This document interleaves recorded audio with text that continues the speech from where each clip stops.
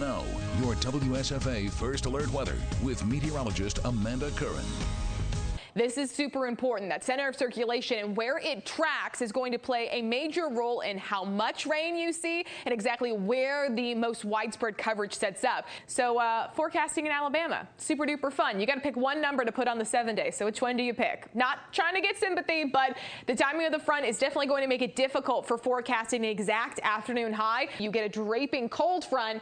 That combined with all that moisture from the Gulf does help produce a lot of strong and potentially severe showers and storms. But a lot of you are going to see chillier mornings, especially moving forward throughout that 7-day forecast. So if 40s to you are a little bit chilly, just wait. We have 30s making a comeback to the forecast, and that's going to run us almost 10 degrees colder than normal.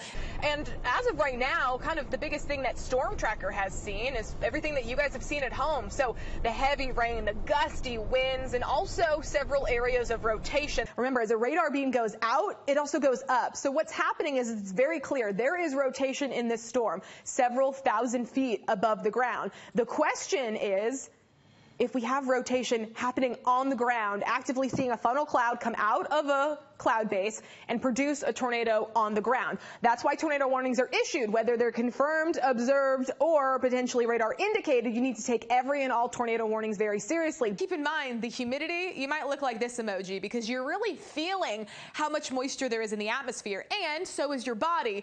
It's really going to limit how quickly and effectively you're able to cool yourself down. So think of your body's sweating process kind of like its own air conditioning. The muggier it is outside, the harder it is for us as humans to cool off. So we're easily going to see temperatures feeling like they're in the triple digits, even if the air temperature never climbs to 100 degrees. Air starts to settle, the air is dry, and we only see low and mid 70s for highs on Sunday. Does this stick around though, or is it false fall? We'll talk all about it, Sally, coming up with that new 7-day forecast in just a couple of minutes.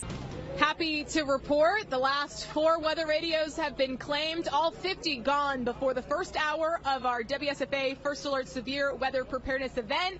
So that is 50 households, 50 businesses, 50 families and beyond that have now been better prepared for severe weather. And that's the whole entire point of events like this. In Alabama, you know as well as I do, severe weather always right around the corner. So being prepared is the best way for us to protect our families, our properties, and our livelihood here in Alabama. Today is not the only First Alert weather day. We keep that going through Friday, Saturday, even Sunday. But is there hope?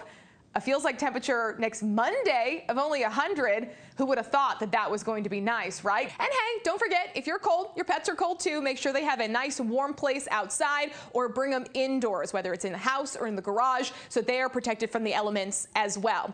Crazy to think that we'll talk 3 mornings where we're back down into the 30s, but then by this time next week, we might be back to milder conditions. Next couple of days, we have some major changes coming our way. So more clouds today, still pretty mild. We have mid 80s tomorrow, which is seasonable, and a few of those isolated showers.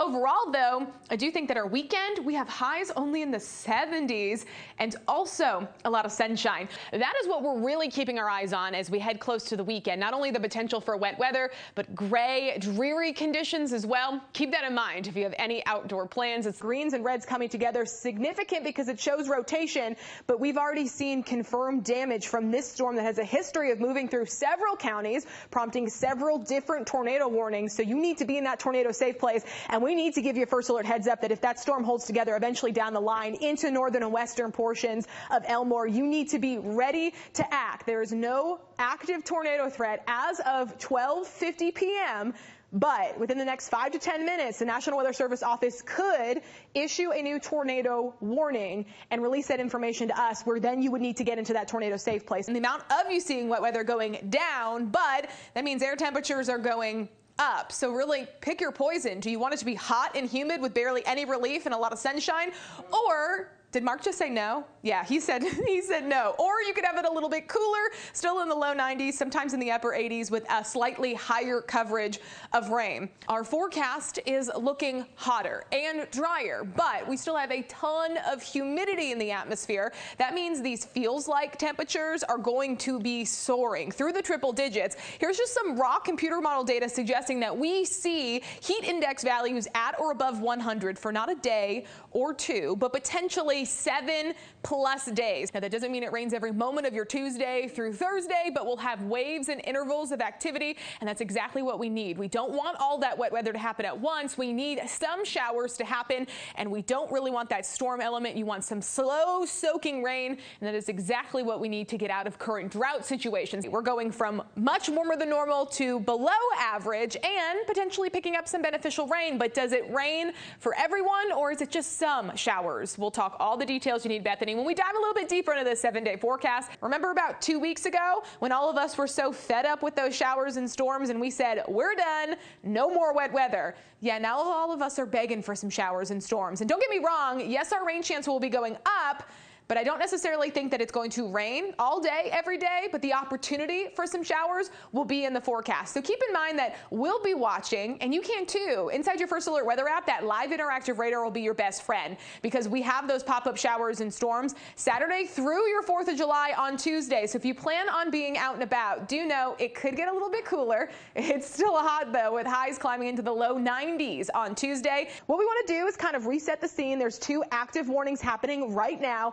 There's a big portion of our area not dealing with any storms. We do have a little bit of activity down into southern and eastern portions of the state. This is just the beginning, though, of this line, and as it heads eastward today, the threat for severe weather will exist for every single county across central and south Alabama later today. Your window of opportunity won't be long.